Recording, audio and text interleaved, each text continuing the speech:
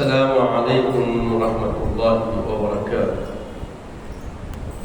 كل الحمد لله والصلاة والسلام على نبي المجتبى وأحمد المصطفى صلى الله تعالى عليه وعلى وصحبه وأزواجه وأهل بيته وأحفاده أجمعين دائما أبدا إلى يوم الدين. من كان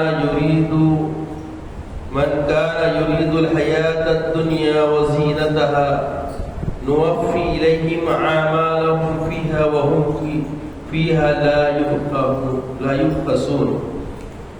صدق الله العظيم وصدق رسوله النبي الأمين الكريم لمن الشاهدين والشاکرین.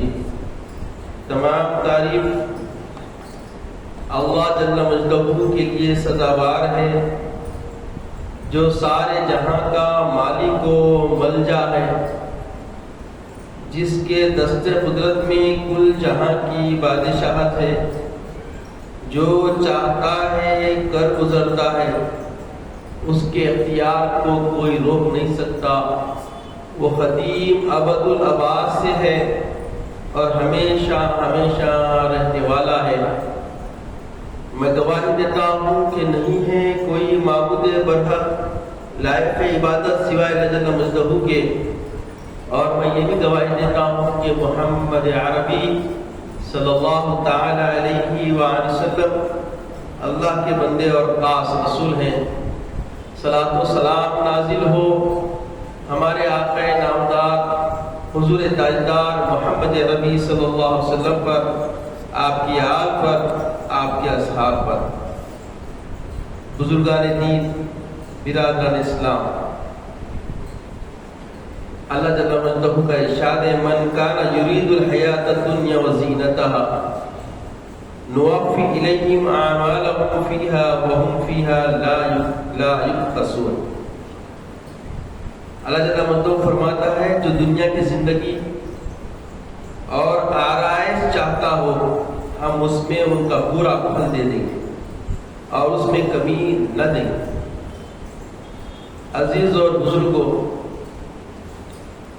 انسان جو رب العزت سے اپنی چاہ رکھتا ہے اور اس چاہ کی طلب میں جستجو کرتا ہے اور کوشش کرتا ہے، تو اللہ جل مجدہ کا یہ وعدہ ہے کہ اس کی چاہ کے مطابق اس کی زندگی سینج دی جائے گی. جیسا اس میں اللہ فرما رہا ہے کہ جو دنیا کی زندگی اور آرائش چاہتا ہو ہم اس میں اس کا پورا پھل دے دیں گے. آرائش دنیا چاہے گا دنیا دیں گے، اور عقبہ چاہے گا تو عقبہ دیں گے. یہ اللہ کا وعدہ ہے اور اس میں کمی بھی نہیں کرے گا اللہ تعالیٰ. وَهُمْ فِيهَا لَا يُبْخَسُونَ، وَهُمْ فِيهَا لَا يُبْخَسُونَ، اس میں کمی بھی نہیں کی جائے گی، کٹوتی بھی نہیں کی جائے گی. جتنا وہ چاہ رکھ کے کوشش کرے گا اتنا پورا معاوضہ اسے دیا جائے گا. اب اس کے بعد دوسری جگہ اللہ کا ارشاد کہ من کان یرید الحیات الدنیا وزینتها، جو دنیا کی زندگی اور اس کی زینت چاہتا ہو. اس آیت کریمہ کا خلاصہ یہ ہے کہ جو اپنے نیک اعمال سے دنیا کی زندگی اور اس کی زینت چاہتا ہو، اللہ اپنی طرف سے اسے یہ سب اس کی چاہ کو پورا فرما دیتا ہے. اور اپنی کم ہمتی سے آخرت پر نظر نہ رکھتا ہو تو ہم انہیں ان کے اعمال کا پورا بدلہ دیں گے. اور جو اعمال انہوں نے طلب کیے ہیں دنیا کے لیے کیے ہیں تو ان کا اجر صحت و دولت و وسعت، رزق اور کثرت اولاد وغیرہ سے دنیا ہی میں پورا کر دیں گے. اور طلب دنیا کے لیے کیے ہوئے اعمال کے اجر میں کمی نہ کریں گے، بلکہ ان اعمال کا پورا اور کامل اجر دیں گے. یہ اللہ کا وعدہ ہے. تو اب بندے پر اللہ نے انحصار کر دیا کہ اعمال تیری نیت کے مطابق تجھے کرنا ہے، اور جتنا تو عمل جس چاہ کے لیے کرے گا وہ چاہ کے مطابق اللہ کا فیصلہ ہوگا۔ دنیا چاہے گا دنیا ملے گی، اولاد چاہے گا اولاد میں اللہ برکت دے گا، رزق چاہے گا جس میں اللہ تعالیٰ وسعت دے گا، اور اگر آخرت چاہے گا تو آخرت تو ملنی ہے، بے مانگے یہ بھی دے گا جو طلب نہیں ہے۔ اب بندے پہ یہ نثار ہے، حدیث پاک آتا ہے ان اللہ مع ظنکم، اللہ تمہارے گمان کے ساتھ، ان اللہ مع ظنکم، اللہ تمہارے گمان کے ساتھ۔ اب جس کام میں جو تمہارا گمان ہوگا، تمہاری سوچ ہوگی، اللہ رب العزت اسی سوچ اور اسی تمہاری فکر کے مطابق اللہ فیصلہ کرتا چلا جائے گا۔ اگر مخلص بن کے رضائے رب العالمین چاہتے ہیں تو اللہ جل جلالہ اپنی رضا کی عنایتیں ایسی دے گا کہ اس کی رضا کے طالب کے لیے کوئی سمجھ بھی نہیں سکتا کہ اللہ تعالیٰ کیسے فیصلے فرماتا ہے۔ جہاں جہاں اس کا گمان بھی نہیں جاتا، اللہ وہاں سے اس کے لیے راحت قدے نکال دیتا ہے، راحت قدوں کے راستے نکال دیتا ہے۔ نیک اعمال کے ذریعے دنیا طلب کرنے والوں کا انجام کیا ہوتا ہے تو بتایا گیا کہ اس آیت سے معلوم ہوا جو ابھی ہم تلاوت کیے کہ جو لوگ دنیا کی طلب اور اس کی زینت زیب و زینت اور آرائش پانے کی خاطر نیک اعمال کرتے ہیں، نیک اعمال ایک خالص للہ ہوتا ہے، ایک نیک اعمال اپنا ہولیہ بنا کر لوگوں کو مائل کر کے دنیا میں مفاد کے لیے ہوتا ہے۔ اس لیے فرمایا گیا وَإِن تُبْدُوا مَا فِي أَنفُسِكُمْ أَوْ تُخْفُوهُ يُحَاسِبْكُم بِهِ اللَّهُ، جو تم ظاہر کر رہے ہو اور جو اندر چھپا کے پلاننگ کر رہے ہو، دونوں کے بارے میں اللہ تعالیٰ خوب جانتا ہے۔ انہیں ان کا اعمال کا پتہ دنیا میں ہی مختلف انداز سے دے دیا جاتا ہے اور آخرت میں ان کا کوئی حصہ باقی نہیں رہتا۔ اسی بات کو بیان کرتے ہوئے ایک اور مقام پہ اللہ جل وعلا فرماتا ہے من کان یرید العاجلۃ عجلنا، من کان یرید العاجلۃ عجلنا له فیها ما نشاء لمن نريد ثم جعلنا له جہنم یصلاها مذموما مدحورا ومن اراد الآخرۃ وسعى لها سعيها وهو مؤمن فأولئك كان سعيهم مشكورا۔ فرمایا جو جلدی والی دنیا چاہتا ہو، عاجلہ عجلنا، جو دنیا جلدی چاہتا ہو تو ہم جسے چاہتے ہیں اس کے لیے دنیا میں جو چاہتے ہیں جلد سے جلد دے دیتے ہیں، پھر ہم نے اس کے لیے جہنم بنا رکھی ہے جس میں وہ مذموم مردود ہو کر داخل ہوگا۔ اور جو آخرت چاہتا ہے اور اس کے لیے کوشش کرتا ہے جیسی کرنی چاہیے اور وہ ایمان والا بھی ہو، تو یہی وہ لوگ ہیں جن کی کوشش کی قدر کی جائے، قدر مقدورہ۔ تو یہ قدر مقدورہ کس کے لیے ہے؟ جس کی طلب صرف خالص آخرت ہو اور اللہ کی رضا جوئی ہو، اور اس کام میں وہ کیا ہو؟ مخلص ہو۔ تو مخلص کے لیے معاملہ الگ ہے اور جو مخلص نہیں ہے اس کے لیے معاملہ جدا کرنا ہے۔ تو اس کی طلب کیا تھی؟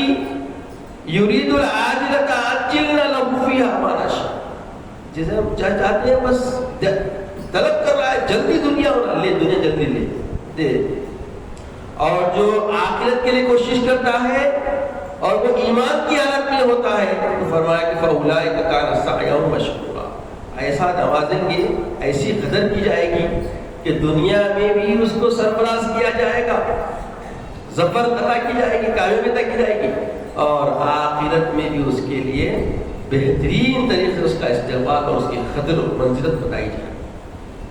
پھر فرمایا گیا کہ من کان یرید حرث الآخرۃ نزد له فی حرثہ، جو ہم پچھلے جمعہ عنوان بنائے تھے، ومن کان یرید الحرث الدنیا نؤتیہ منہا وما له فی الآخرۃ من نصیب۔ کہ جو آخرت کی کھیتی چاہتا ہو تو ہم اس کے لیے اس کی کھیتی میں اضافہ کر دیتے ہیں.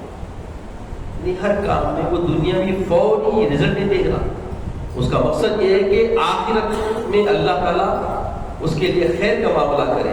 تو اللہ کا یہ وعدہ ہے کہ ایسی سوچ رکھنے والے کے لیے ہم اس کی کھیتی میں اضافہ کرتے ہیں. نزل لو. اور جو دنیا کی کھیتی چاہتا ہے تو ہم اسے اس میں سے کچھ دے دیتے ہیں اور آخرت میں اس کا کچھ حصہ نہیں ہوتا. اس کے نصیب میں کچھ نہیں. جو بھی ہے لے لے یہیں لے لے. تو دنیا کے لیے بھی گویا تو دنیا ہی میں لے لے. اور جو آخرت کے لیے بھی ہوتا ہے تو دنیا میں بھی دیتے ہیں اور آخرت کا وعدہ.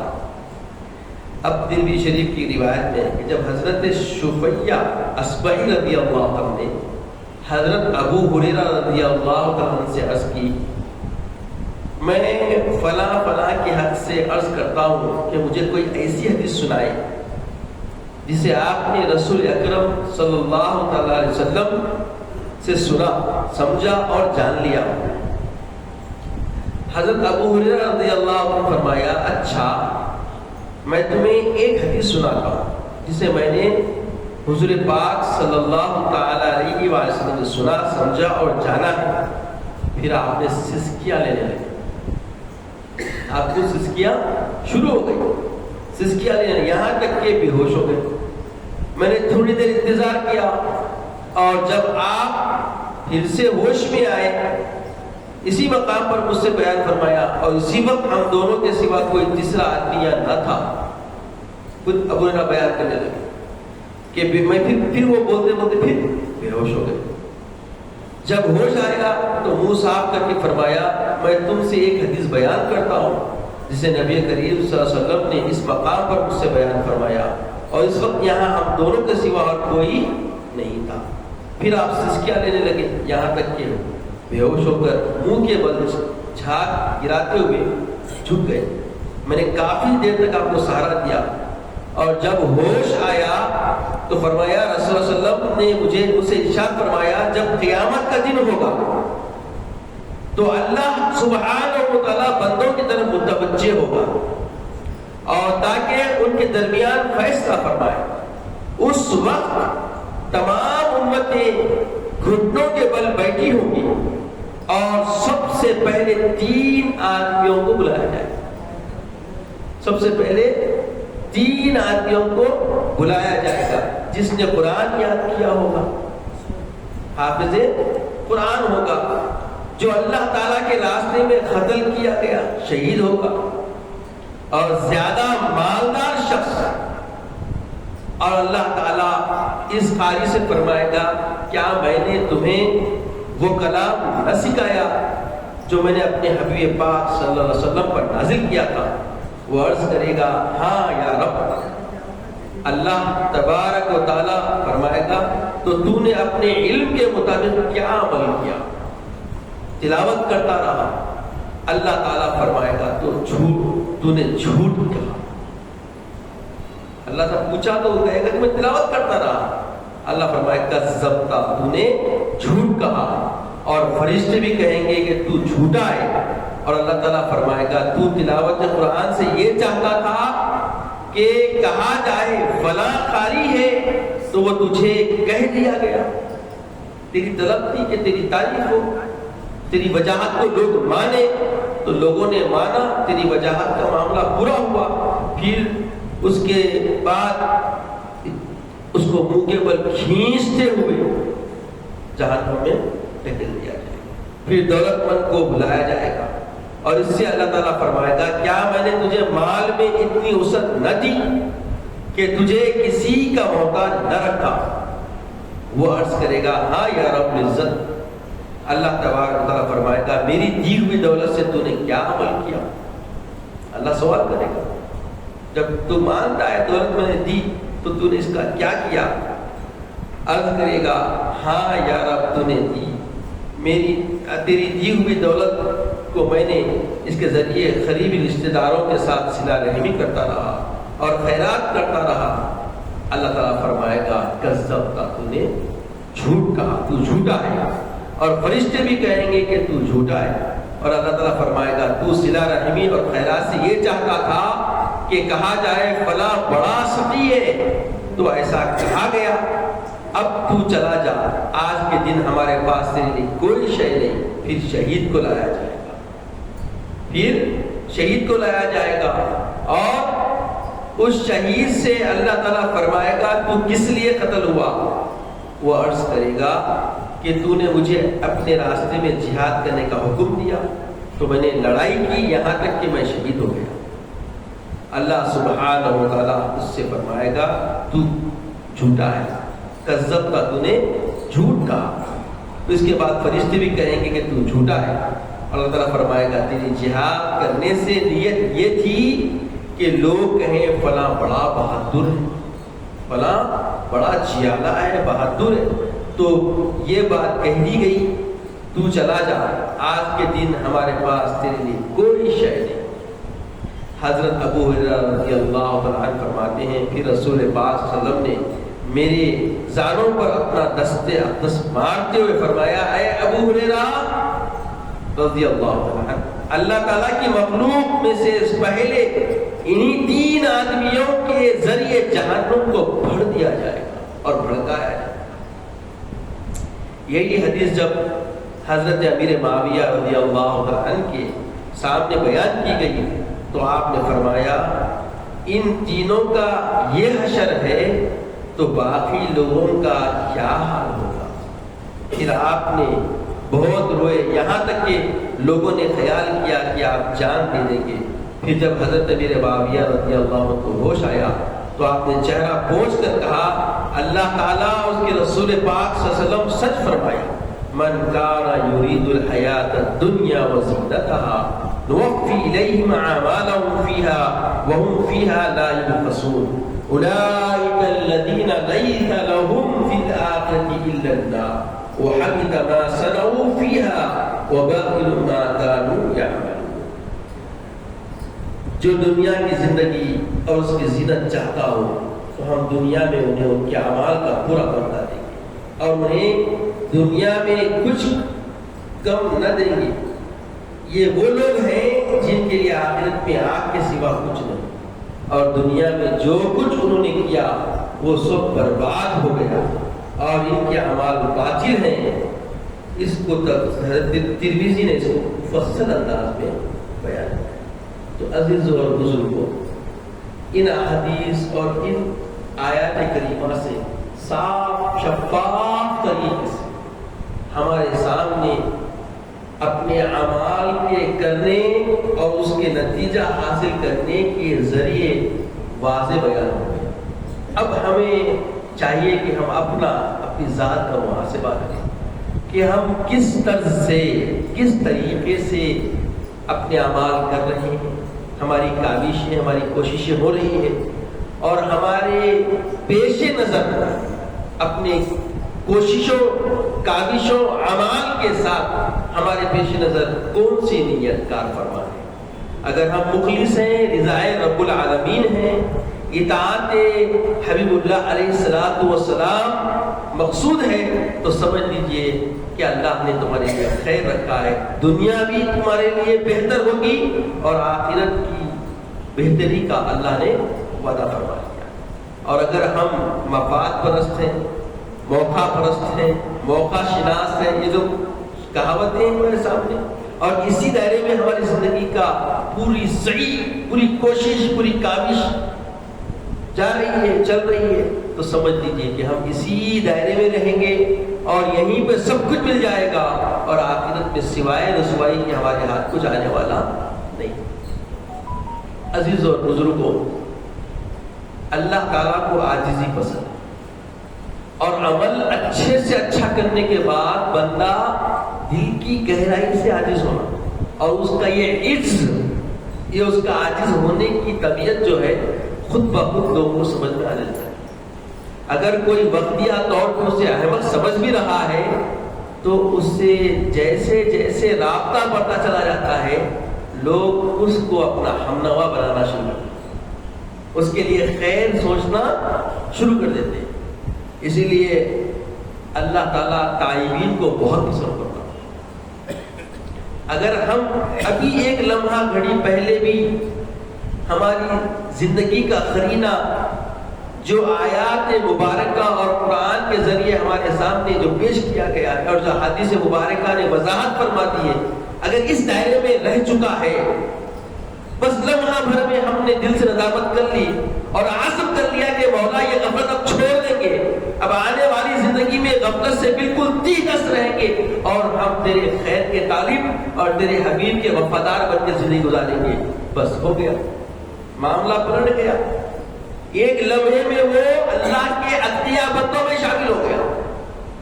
آقا فرماتے ہیں کہ جو توبہ کرتا ہے، صدق دل سے رجوع اللہ ہوتا ہے، تو اللہ تعالیٰ اس کی ایسی دستگیری فرماتا ہے کہ اس کے نام اعمال کو اللہ بالکل میٹ دیتا ہے، ختم کر دیتا ہے، اور ساتھ ساتھ اس کو اتنا اجر دیتا ہے اور اتنی اس کی حمایت فرماتا ہے کہ اس کو اہل تقویٰ میں شامل فرماتا ہے، متقی بندوں میں شامل فرماتا ہے۔ جب اس کی توبہ قبول کرتا ہے تو سارے گناہ اس کے معاف کر دیتا ہے اور اس کو درجے اتقیاء میں شامل فرما دیتا ہے۔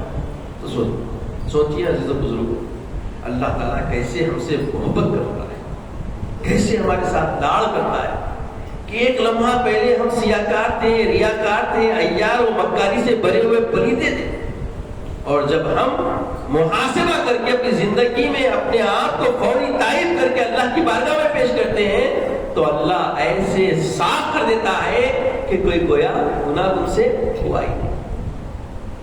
اللہ ایسے معاف فرما دیتا ہے، اور صرف معافی نہیں دیتا، درجات بندگی میں ایک عظیم درجہ دے دیتا ہے، اور وہ درجہ کیا ہے؟ تقوی۔ انما اکرمکم عند اللہ اتقاکم۔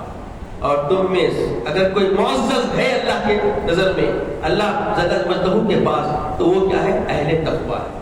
تو سوچئے، دعا سے زیادہ اثر ندامت میں ہے، توبہ میں ہے، تائب ہونے میں ہے، اور جو تائب ہو گیا اس کی دعا بھی قبول کی جائے گی، اس کی سعی بھی قبول کی جائے گی، اس کی کوشش و محنت میں بھی اللہ تعالیٰ اجر دنیا میں بھی دے گا، اور آخرت میں اس کو اللہ تعالیٰ بالکل اپنی قربت کی نعمتوں سے نوازے گا۔ عزیز اور بزرگوں، یہ رجب کا مہینہ ہے اور اس کی نسبت جیسا کہ آپ جان چکے ہیں کہ اللہ کے حبیب صلی اللہ علیہ وسلم نے اللہ رب العزت کی طرف فرمائی ہے، رجب شہر اللہ، رجب اللہ کا مہینہ ہے، تو اللہ کے مہینے میں اللہ والے بن جانا ہے، اور اللہ تعالیٰ اپنے مہینے میں اپنے محبوب کو کیا دیا؟